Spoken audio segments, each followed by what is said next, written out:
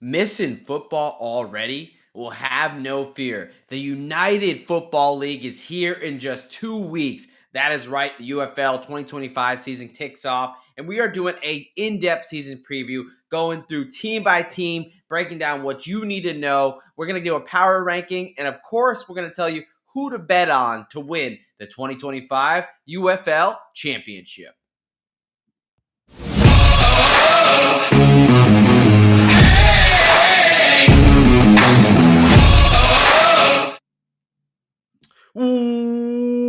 Welcome, football fans, to another edition of IDP Plus Bets. What is up, folks? I am your host, the Degen Doc, and I hope you're already missing football because it's back, baby. The United Football League is here, and it is here to stay. That is right. Last season kicked off its inaugural season, combining the USFL and the XFL to create the ultimate spring football league. And we covered it last year, and we're right back at it.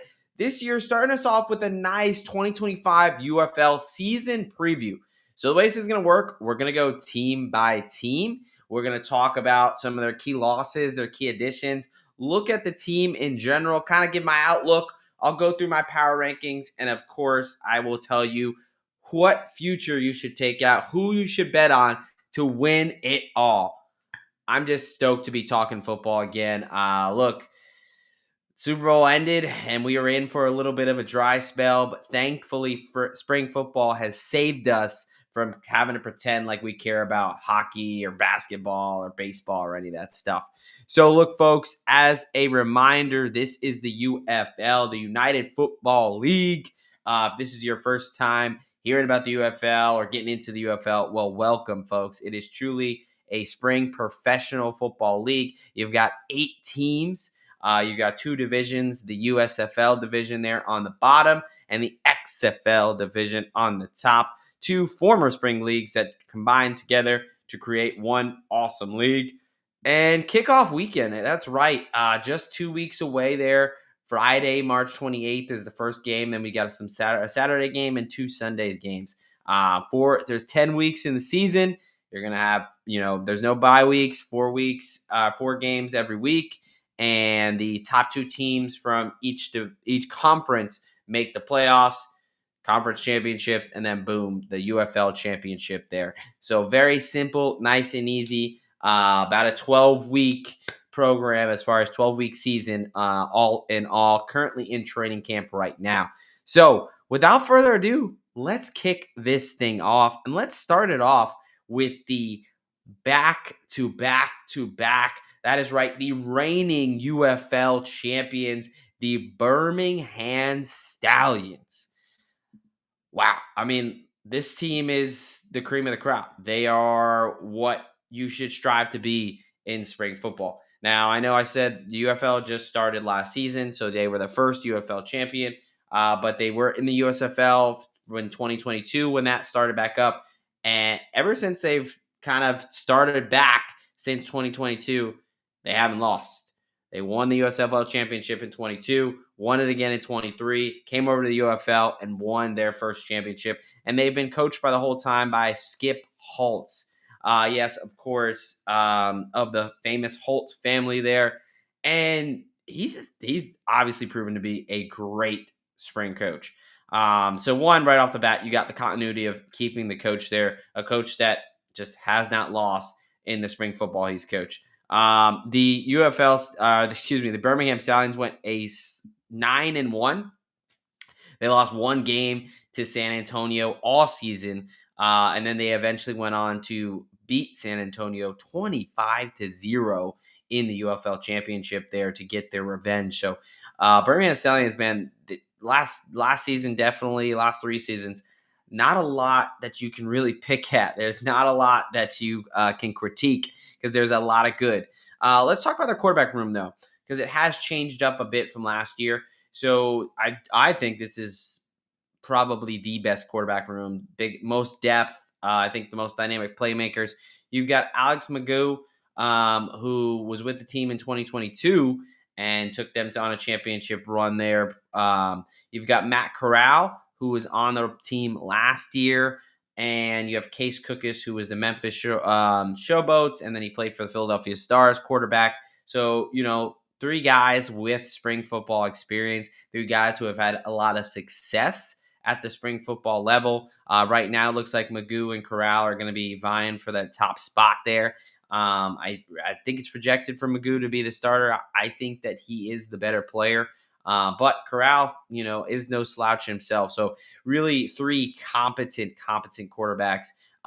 Not something you always see.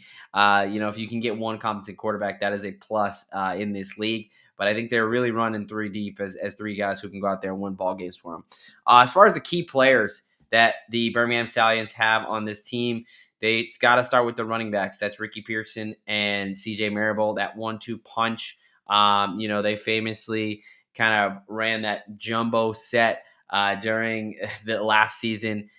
They like to pound the rock, and they do it very well. They do it with their quarterbacks. They do it with their running backs. They also bring back Deion Kane, who is both a kick returner and a wide receiver who is electric, can take it to the house anytime he has the ball. And then the all UFL tight end, Jay Sternberger, best tight end in the league last year. He returns as well. Defense side of the ball, defensive tackle Carlos Davis. He was on the all UFL team last year. And linebacker Kayava Tazino, someone who stepped up when Scooby Wright was forced into retirement with a neck injury. And Stephen Gilmore is a guy who now joins the UFL, coming over from Marshall, related to obviously Stephon Gilmore there.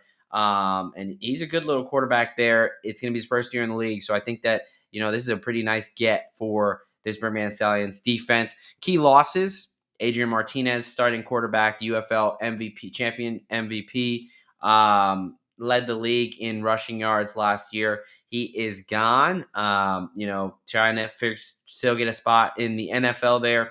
And then defensive end Dondre Tillman, good edge player for them. Is not on the team right now. And then I talked about him, Shark Dog, a absolute legend in the spring football community. Scooby Wright there. He was forced into medical retirement due to a neck injury, so he will not be on the team. Again, looking at him last year, 9-1, won the championship. They went back champs.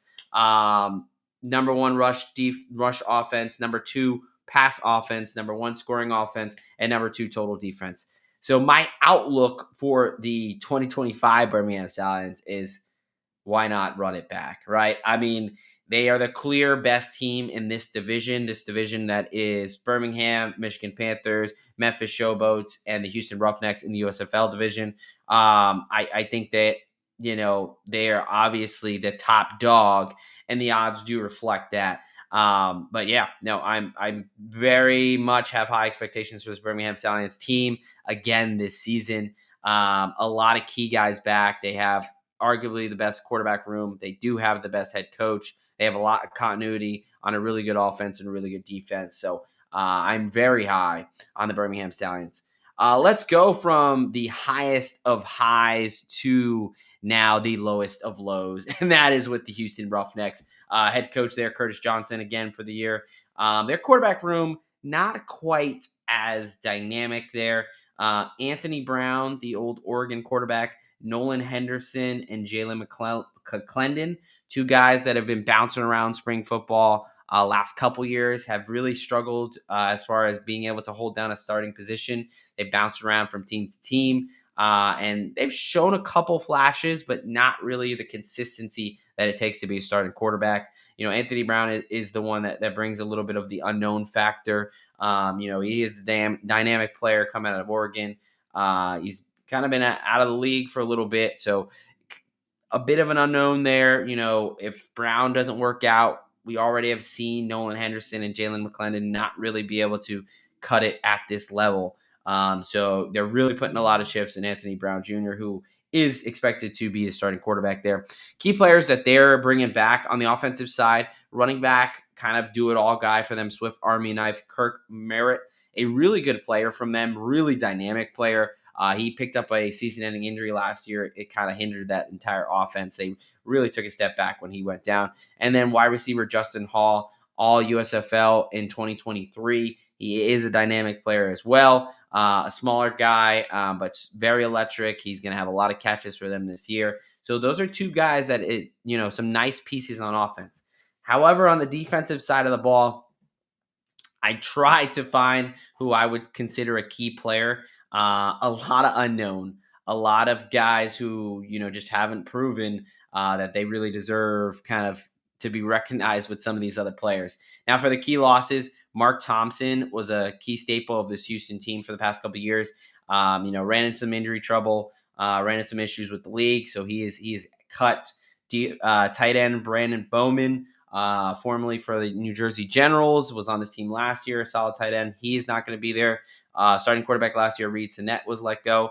Their best player on they're both their best players on defense. Defensive end Chris Odom, who is a stud off the edge. He won't be back. And then Reuben Foster, arguably one of the best players in the entire league, definitely on Houston. One of the better defensive players, probably the best defensive player in the league. He is not on the team this year, and he covered up a lot of holes on an already bad team. Look, they were the most penalized team in 2024. They had a 1-9 record, and my outlook on this team is it's hard to be excited. Again, they're a poor coach team. They don't have a lot of talent on the roster. They're really going to have to rely on Anthony Brown Jr. Merritt and Justin Hall do provide them with a little bit of explosion there, but the defense has a lot to prove, and they've just really not shown that, this coaching staff has not shown that they can step up to that level. So I do not have high expectations there for Houston. Keeping it in the dumps, let's go over to their division rival, the Memphis Showboats. That's right, Memphis Showboats, the head coached by Ken Wisenhunt there, and their quarterback room. They've got EJ Perry and Troy Williams, both guys familiar to the spring leagues, both guys that got some burn past couple years. EJ Perry was a former Michigan Panther. Troy Williams, he was able to come in. He was a Pittsburgh Mauler back in the USFL days there. Two guys, again, they bounced around a little bit. Perry is probably the projected starter at this point. He's shown a little bit more. Both these guys like to use their legs. Really hard to have a lot of confidence in either of these guys. This team, they were quarterbacked by Case Cookus, who I think is a relatively good quarterback. They just could not do anything. Their offensive line was absolutely abysmal. They have, had a lot of turnover on the offensive line, so maybe there's some addition by subtraction there. Talking about the key players they're bringing back, it's the wide receivers. Dawood Davis, who made the All-UFL team last season, one of the best players in the league, a guy that can absolutely fly. And then Jonathan Adams, a guy who struggled a bit last year, but in the USFL with the New Orleans Breakers was one of the best wide receivers in the league. So definitely a dynamic duo there. On the defensive side of the ball, defensive tackle Boogie Roberts, formerly for the Pittsburgh Maulers. He is a stud in the middle. And then cornerback Cameron Dantzler, a guy who has bounced around the NFL with Minnesota, and a guy who has NFL talent now in the UFL, so someone to watch out for. For the key losses for them, I talked about Case Cookus going over to Birmingham there. Running back Darius Victor, the bowling ball, a very, bruiser of a back that they could just not get going last season because of that offensive line play. He's gone. Starting wide receiver Vinny Papali and tight end Sage Sherratt are also not there. And the defensive end, Jordan Ferguson and Jerry Elder, two kind of key pieces on that defense last season, will not be there. Let's see. Last season, it was not pretty. Worst passing offense, worst rushing offense, worst total defense. Surprisingly, not the worst record in the league, though. They did beat the Houston Roughnecks twice for a 2-8 season there. Look, for me, my big takeaway for the Memphis Showboats is this quarterback room is underwhelming with EJ Perry and Troy Williams. I think they do have some solid wide receivers in Dawood Davis and Jonathan Adams. They've got a couple pieces on the defensive side, but man, they were so far behind the 8 ball last season. Again, worst total offense, worst total defense. Let's see if they fix that offensive line at all.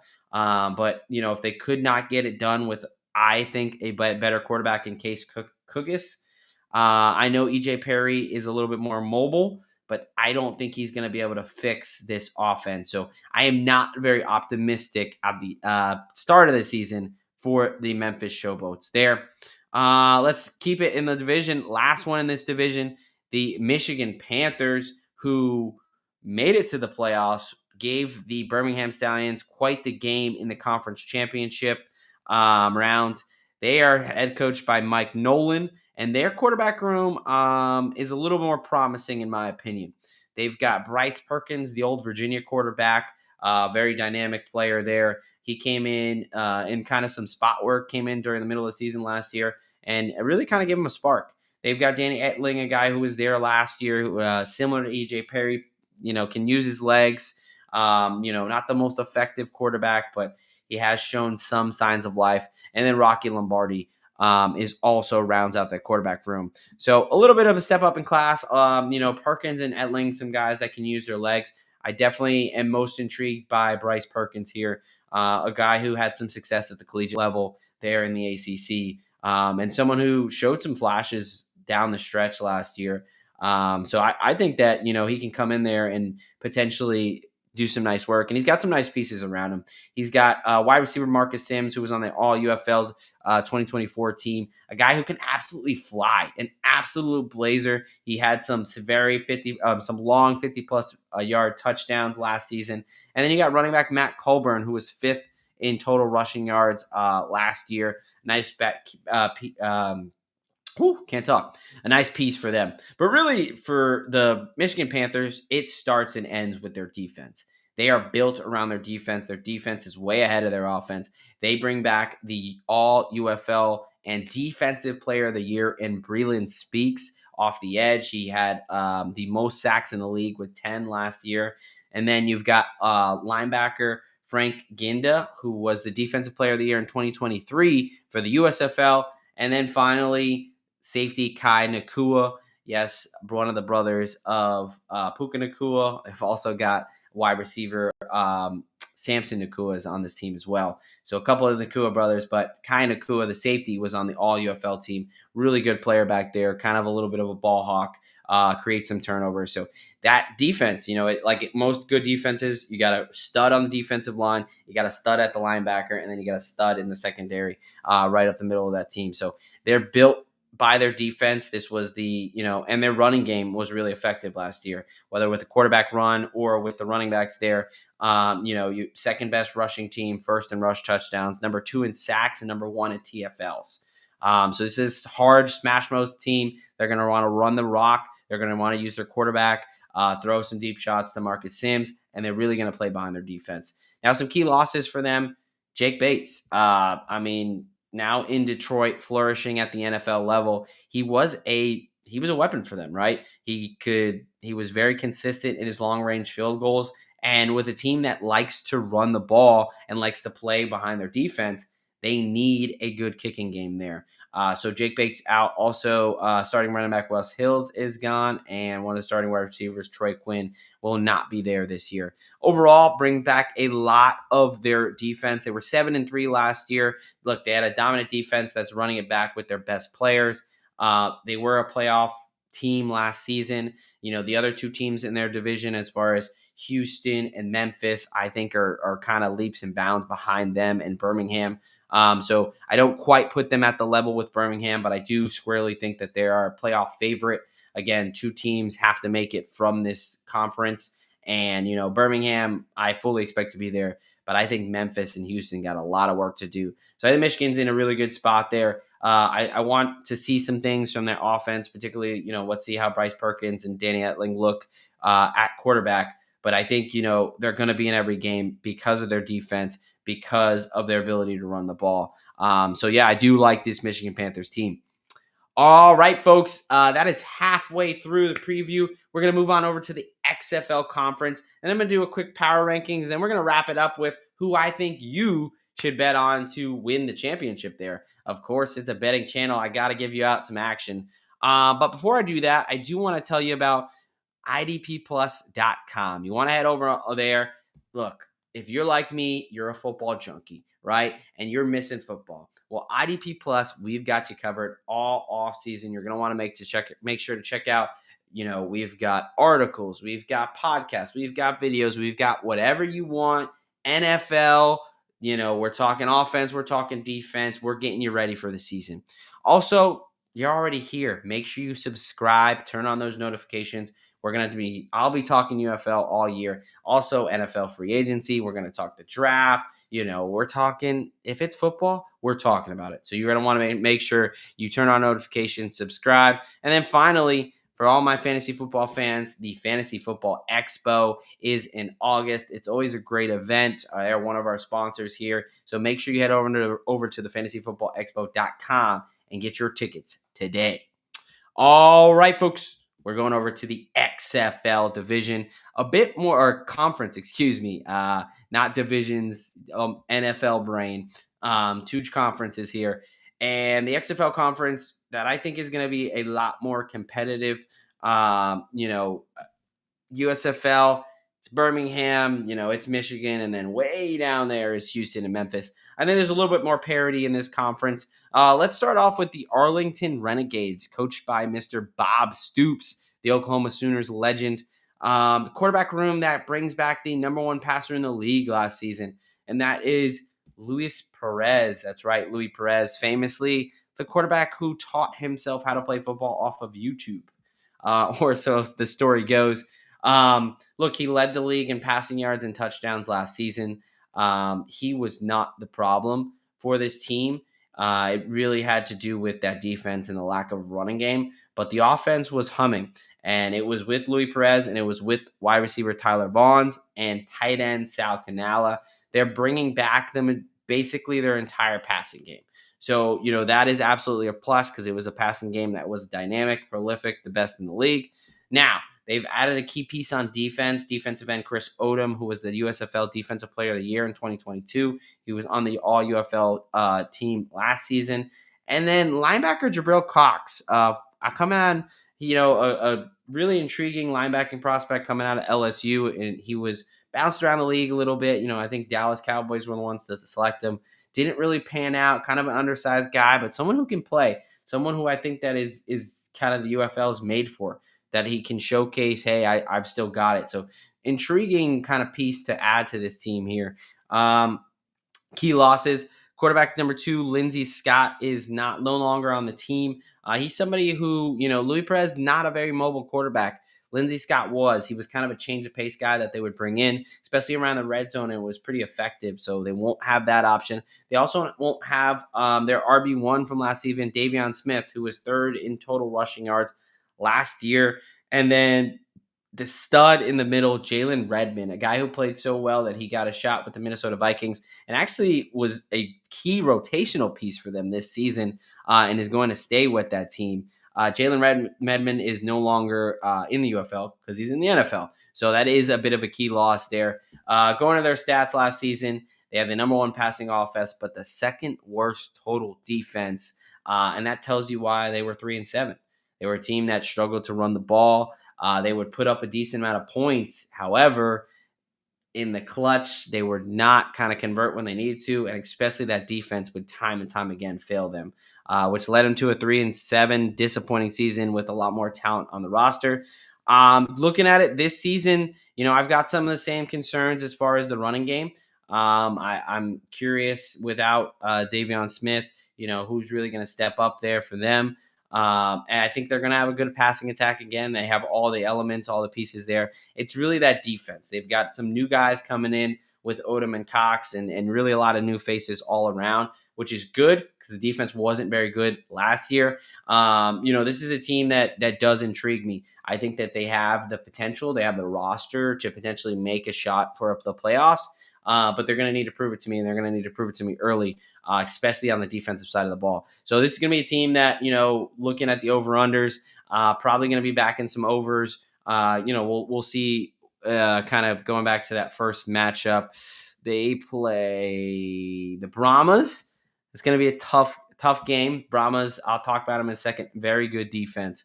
But generally a team that I'll probably be playing some overs with because they got a good offense and their defense has a lot of holes and question marks there.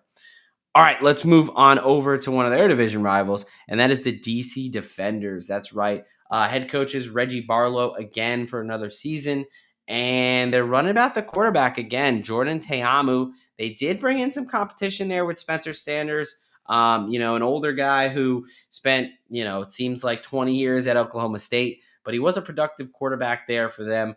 Maybe they give him a shot. I think it's a guy who showed he had a lot of success at the college level. So, Jordan Teamu's been kind of a mainstay in spring football, and it's not the goal, right? The goal is to make it to the next level into the NFL, and he hasn't really gotten that shot. And last season and the past couple seasons kind of shown that. Back in 2022, he kind of came on very strong. 2023, he was okay, but last season, not very effective at all. This he didn't have a good defense. He didn't have the best pieces around him, but I was not very impressed with Jordan Teamu last season. That offense looked very stale, could not get it going, and it was a reason why they were 4-6 and about as mediocre as you can get. Now, if they let Spencer Sanders come in and spin the rock, this could get a little bit interesting. They do bring back running back Abram Smith, a guy who was all XFL, really popped in 2023. And then wide receiver Ty Scott, one of their starting wide receivers and key contributors for them, will be back. Defensive side, they bring in Quincy Roche, a guy coming out of Miami who bounced around the league, was mostly on the practice squads, but he obviously had NFL talent coming out of college. So going to be interesting to see how he does there. And then another guy who went from the NFL to the UFL and with some success last season, DeAndre Baker. Yes, I am a Giants fan. Famously, we picked him in the first round. Very much a bust. Did not work out. Bounced around and eventually went to the UFL. And he's kind of found a little bit of a home here. So he's a really good player for them at this point. Key losses for them, wide receivers Kevin Harmon and Kiki Cootie, two starting wide receivers who had a decent amount of production for them last season, are no longer there. Big defensive tackle TJ Barnes is gone. Defensive end Davin Bellamy, who really couldn't get it together in DC, but the years before in New Orleans, he was a key piece. And then starting safety for Greg Williams for a while, Santos Ramirez is no longer there. Look, 2024, they were bad in yards and scoring on the defensive side of the ball. They were not a good defense. Greg Williams, he's a guy who he loves to blitz. He lives and dies by the blitz and man coverage. That is what he does. Live by the sword, die by the sword. Did a lot more dying by the sword last season as opposed to this season. So, let's see how that defense bounced back. As far as my outlook, Jordan Teamu creates a clear ceiling, in my opinion. I don't think, I think we've kind of seen who he is. Spencer Sanders is an interesting prospect to be able to come in and be able to spin the rock, but a lot of unknowns on this defensive side of the ball. I'm not super optimistic here. I think that they're kind of a similar team to last season. I don't think they made enough kind of really meaningful changes to really take a step forward. But it's going to be the big questions for this team for me is Spencer Sanders going to get a shot? And then, how is this defense? Are they going to be able to take to this this defensive style there? Again, that blitz heavy man coverage defense that a couple years ago it was really hitting for the DC defenders. They had one of the best defenses, and last season they got burned a lot by that blitz package there. So we will see. Now, going over to the cream of the crop of this division, this conference, the two teams that made the playoffs coming out of the XFL last year, starting with the St. Louis Battlehawks. Famously, the team that obviously has the best fan base. Their games are packed. It's awesome in the Battle Dome there in St. Louis. Look, they took away the St. Louis Rams. They put them out to the West Coast. St. Louis, clearly a football city. They love their spring football here. Absolutely shout out to any St. Louis fans. You guys do it well there. Head coach Anthony Beck is running it back. He has shown he is a capable coach there. Really, the biggest thing is, this team was kind of AJ McCarron's team, right? They lived and died by AJ McCarron. He came back to spring football to kind of, show his kids that he could actually still play, and he was an effective leader and quarterback for them. He is no longer in the league, no longer on the team. We now have Max Duggan of TCU. He was in the league. I think he was with the Chargers last season. But, a guy who took his team to the national championship in college. They did get ran pretty bad by Georgia, but still a guy who is hard nosed. He doesn't mind running the ball. He's an effective runner. He was a winning quarterback in college. And they've also got Chavon Cordero, who played at San Jose State, and he chucked the ball all over the field. So two guys with a lot of success in college. Really, I think this is the biggest, a variance in the quarterback room is these two guys here in Max Duggan and Cordero.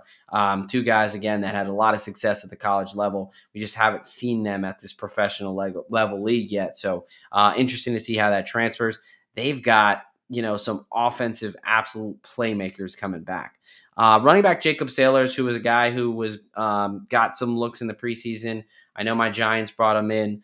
He was an all UFL running back in 2024. He was second in total rushing yards, only to Adrian Martinez, a guy who can find the end zone, really a third down back, could do it all out of the backfield for the St. Louis team.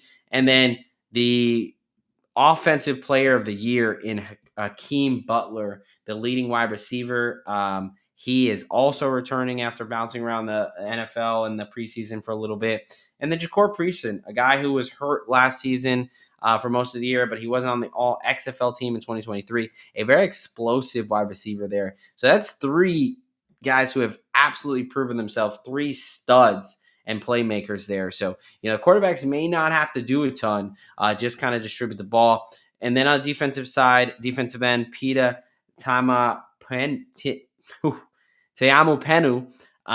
He was the XFL Defensive Player of the Year in 2023.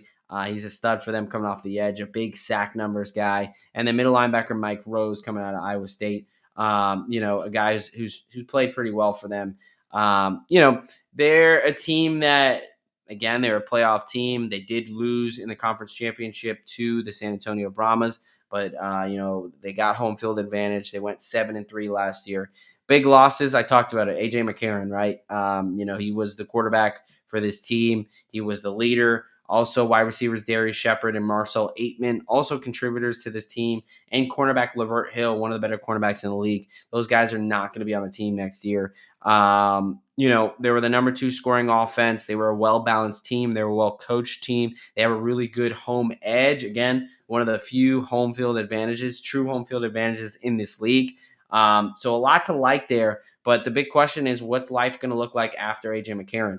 Is it going to be Max Duggan? Is it going to be Cordero? How are they going to step up in this offense? But they do have some solid, undeniable playmakers in Sailors, Hakeem Butler, and Ja'Cour Pearson. That is a nasty trio that is going to create a lot of problems for defenses there. So it really is going to come down to, they've got the makeup to really be a playoff contender and a championship contender, but the quarterback room, what are we going to get out of Duggan and Cordero? That is the big kind of question mark there. And then last but not least, the runner-ups for last season, the San Antonio Brahmas, coming to round out our XFL conference there. Head coach Wade Phillips, nice to see Wade Phillips back coaching there in San Antonio and playing in the Alamo Dome. I've had the chance to go to a game there last year. Absolutely electric environment. If you can go during Fiesta in April, that makes it even more fun. They got carnivals and all these things out there. So nice environment, nice, home field vibe there for the San Antonio Brahmas. And this was a team that they really impressed last year. It was really led by their defense as well, but they had some pretty nice pieces on offense. Now, let's talk about it right up front. Quarterbacks last year were Chase Garbers and Quentin Dormady. Kind of split some time dealing. There was a little bit of injuries there between the two of them. Both those guys are not on the team this year. So this quarterback room, it's really Kellen Mond. You got Kevin Hogan back there too. He hasn't really seen much from him. So it's Kellen Mond's team. Kellen Mond obviously bounced around the NFL a little bit as a backup role. Now wants to, come out of Texas A&M, prove that he can be that guy. It's been a couple of years that he's kind of been the guy, so I'm pretty intrigued here. Garbers and Dormady did okay last season. I think that they were a bit of a limiting factor on this team. Had some costly turnovers. Garbers famously slid in a key moment in the championship game kind of made a business decision, and the game completely changed. Yeah, someone who when you question their motivation, that's not what you want out of your quarterback. Key players on this team: wide receiver John Trey Kirkland is absolutely a stud. One of the best players in this league. We've got a couple really good receivers in this league. He was on that LSU 2021 national championship team with Jamar Chase, Joe Burrow. He was kind of one of the other guys, and he is, he led the league in receptions last year. He was second in total receiving yards. He is a stud. Also, they've got some stud running backs in Anthony McFarland. He was hurt a lot last season, but he was absolutely electric with the hand of his ball, or the ball in his hand.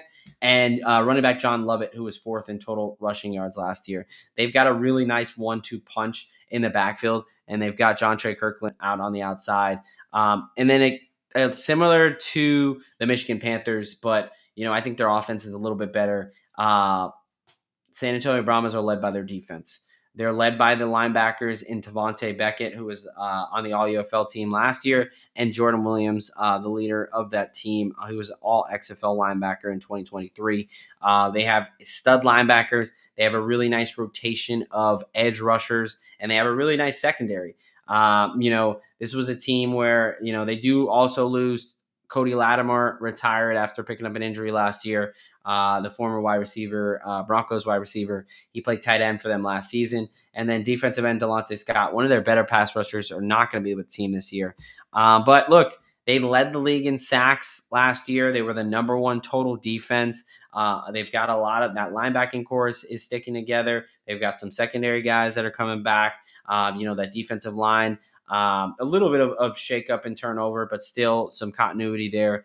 They were 7-3 last year. They did a lot of really good things on the defensive side of the ball. They had a really good defense. Again, number one in sacks, number one in total defense. I do like this team because of their defense. I think that, that is going to stay. Wade Phillips is a good coach. And I think Kellen Mond gives you a little bit more of a ceiling. He gives you a higher ceiling than Trace Garbers and Quentin Dormady do. Again, a little bit of some unknown here with the quarterback, with Kellen Mond, not seeing him be the guy for a couple years. But they've got a lot of pieces in place. They've got a good running game, and they've got John Trey Kirkland on the outside, he's an alpha. He's a guy who can absolutely wreck a game.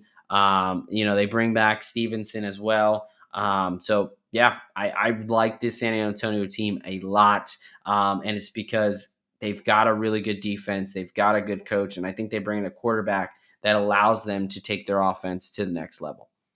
All right, folks. I think the way we're going to do this, look, I'm now basically, we got the odds of the UFL championship, and that's all we have as far as betting. So I think what we'll do is I will go through my power rankings for these teams, and then we will talk about championship odds, and then let's get on out of here. So probably not a huge surprise, because I've been telling you my outlook and kind of how I feel about these teams. But we'll start with the bottom. We'll go bottom to the top. At number 8, it's got to be the Houston Roughnecks. Worst team in the league last year. I don't think they fixed the quarterback position. Their head coach is a giant question mark. He struggled. They were the most penalized team last season. They're not very disciplined, and quite frankly, they're not very good. I think they have one of the worst quarterback rooms in the league, and they lost their best player in Reuben Foster, and probably their best player on offense in Mark Thompson. So I think, it's hard to be optimistic for the Houston Roughnecks. Number 7, right, kind of just right ahead of them, is the Memphis Showboats. Again, kind of talked about them last season. They had the worst passing offense, the worst rushing offense, and the worst total defense. They took a quarterback. In my opinion, they downgraded that quarterback, going from Case Cookus to EJ Perry and Troy Williams. They lost a couple key starters on the offense. Dawood Davis and Jonathan Adams, they're good enough wide receivers to potentially, save this team a little bit. But the roster is just not there. And especially, I don't think they have the quarterbacks that are going to be able to make up for a roster lacking in talent. So they are my number 7 team out of 8. Number 6, next up, we're going over the XFL Conference, and we're going to the DC Defenders. Again, I've talked about Jordan Teamu. I just think that he creates a ceiling, pretty low ceiling for this team. They've got a lot of question marks on the defense. Are they going to be able to run that style of defense? That's blitz heavy man coverage defense. That worked a couple years ago, but really kind of reared its ugly head last season. So they're coming at number 6. Number 5 for me, the Arlington Renegades. This is a team, although 3-7 last year, I think they've got the pieces to, contend for a playoff spot. Again, Luis Perez, number 1 passer in the league last season. He brings back his favorite targets in Sal Canala and Tyler Vaughns. They bring in some nice pieces on defense in Chris Odom and Jabril Cox. Biggest thing is, how much can that defense improve? And can they get a running game established? So those are my 2 question marks there, but I do see them a little bit above DC. And just above them, St. Louis Battlehawks. They've got some absolute studs on offense in Sailors, Hakeem Butler and Ja'Cour Pearson. They've got some studs on defense in Peta and Mike Rose. They've got a good coach in Anthony Beck. They've got a nice home field advantage there with the Battle Dome, but they've got question marks at quarterback, whether it's going to be Max Duggan or Cordero there. Again, success in college, but we have not really seen much of these guys at the professional level. Number 3 for me comes in Michigan Panthers. Michigan Panthers, they gave the Stallions arguably, one of their better runs for their money last season in that conference championship game. They are a very good defensive team. They can run the ball. I do think Bryce Perkins is going to be able to have some success both through the air and with his legs. I think, in spring leagues, especially early on, having a dual threat quarterback is a huge plus. So this is a dominant defense. They're a well-disciplined, well-coached team that I think is in prime position to get back into the playoffs for a consecutive year. And then number 2 for me, San Antonio. Again, I know a little bit of, hey, this is kind of what it looked like last year. I just think right now they are the second best team in this league. I think that they've got potential. It's really going to be how high can Kellen Mond elevate him. I'm intrigued by his skill set. I do think that he has the ability to, let this offense kind of get unlocked a bit. They've already got some really good running backs. They've got a stud wide receiver. This is really a situation any quarterback would want to walk into. It's just, I need him to play at a higher level than Garbers and Dormady last year. And I don't think that's going to be entirely too hard to do. And then again, you have a defense, you have absolute stud linebackers. You've got a nice secondary, and you've got rotational pieces up front that can get after the quarterback. Number 1 in sacks last season, number 1 total defense. I think they're led by their defense, and Wade Phillips is a defensive coach, and he knows how to coach them up. And I think Kellen Mond is going to surprise some people and give the league a run for its money. So I've got San Antonio there, which means at number 1, no surprise, the Birmingham Stallions.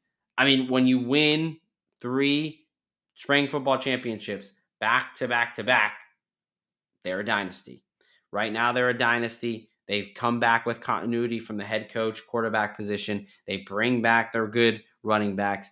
They bring back the best tight end in the league. They bring back one of the best defensive tackles in Carlos Davis, a really good linebacker in Tizino, and they've got some nice additions. There's guys that probably want to play for this team because they know they send people to the NFL and they win championships. Speaking of championships, that is right. We are playing for none other than the UFL Championship. And let me just read the odds here over from DraftKings. This is the 2025 UFL Championship odds. We have got, I'll go from bottom to top. It's probably going to be pretty similar to my power rankings here, but we've got the Houston Roughnecks at 18 to 1 plus 1800. We've got the Memphis Showboats 15 to 1. Arlington Renegades 11 to 1. Michigan Panthers plus 650. Brahmas plus 600. DC Defenders plus 600. St. Louis Battlehawks plus 350. And the Birmingham Stallions are your favorites at plus 200. let's talk about these odds really quick and where kind of I differ in my power rankings compared to the odds here. So, off the bat, Houston and Memphis, I've got them at the bottom. Vegas also has them at the bottom. I'm a little bit higher on Arlington at 11-1. I don't think they're the third worst team in the league by that big of a margin. So potentially a little bit of value there. They've got Michigan Panthers all the way down at plus 650. Kind of with the fourth worst or best odds, I guess, but the fourth worst team in their eyes. Again, I have them at number 3. I think the Panthers are a solid team. They've got the Defenders up at 6-1 there, tied for the fourth odds there. I think that's way too high. I'm not optimistic with this Defenders team. I don't know why they're up with the Brahmas, the Panthers, the Battlehawks. I don't know why they're with the Defenders and the Panthers. I think they're a clear class below. And then the St. Louis Battlehawks at plus 350. I don't know if everyone and all those St. Louis fans are getting down on them. Again, they were a playoff team last year, but they did not win. The San Antonio Brahmas handled them pretty easily. And then you have the Birmingham Stallions. Absolutely, they deserve. I think plus 200's a crazy price, and actually that's where I'm going to go for. So here's my official plays for the 2025 UFL season, and from a future standpoint. Look, there's only 8 teams, so nothing too crazy. But look, Birmingham Stallions, putting 1 unit on them at plus 200. So call it $10, call it $100, whatever your unit size is. I'm putting a full unit on the Birmingham Stallions. And then, my long shot would be putting a half of unit on the San Antonio Brahmas at 6-1. Not going any crazy long shots. I don't think those bottom 3 teams, definitely Houston and Memphis, I don't think they have a shot at all. Arlington's interesting, but I think that they're just, from a defense and a running game standpoint, they're a little bit behind. If they made the playoffs, I would not be shocked. But for them to actually be able to dethrone someone like the Brahmas or the Stallions, I think is a bit far-fetched. I think there's a lot of value on San Antonio. They were the runner-up last year. They actually beat Birmingham. They were the only team to beat the Birmingham Stallions last season. They beat them in the regular season. Again, I know they got their ass kicked 25-0 in the championship game, but I think the Brahmas have some nice value there in San Antonio. They've got a really good defense, and I think Kellen Mond gives them a nice little bit of a bump in the quarterback room. And then, how do you fade Birmingham? It's very difficult. Like I would love to, just give out a couple long shots, 1 or 2 of the long shots, but it's Birmingham. They are who we thought they were, right? This is 3 years in a row. They've just come in. They've got the best quarterback room. They've got the best head coach. They know how to run the ball. They've got a good defense. They've got an elite tight end. They've got an explosive kick returner in Deion Kane. This is just an all-around really good team. And 2-1 again, their division is shit. The USFL, the Houston and Memphis are essentially laughing stocks of the league. So you're almost guaranteed a playoff spot. And then they have winning caliber. They've got it done in the championship game 3 years in a row. So not getting cute there. Look, I'm stoked for the season. I can't wait for this season to kick off in 2 weeks. But as far as the plays, give me 1 unit on the Birmingham Stallions and give me half a unit on the San Antonio Brahmas. All right, folks. Just broke down the 2025 season, what I expect. Don't worry. Every week, I'm going to be giving out my plays and my picks, talking about these games, breaking them down. So if you enjoyed this, make sure you like and subscribe. Turn on those notifications because I'll be back all season. But wanted to get you guys this preview, close enough to the season where we're excited, but not too far out where you can't get your plays in and get kind of an idea of who's on what team and how this is going to go down. Again, if you have not watched the UFL, it is a professional football league. Rules a little bit different. The kickoff is they're going to replicate kind of what the NFL is doing right now. That was kind of the XFL kickoff that they actually took for the NFL. No extra points. It's either 1, 2, or 3. You go for the try. No onside kicks. You just do a 4th and 12 from your own 25, I believe. So it's got some nuances to it. But at the end of the day, it's professional football. You're going to know a lot of the names if you're a college football fan. There's a lot of the guys that maybe didn't quite pan out in the NFL, or some guys like Reuben Foster that, hey, some injuries derail their career and they want to get back. So it's a super fun league.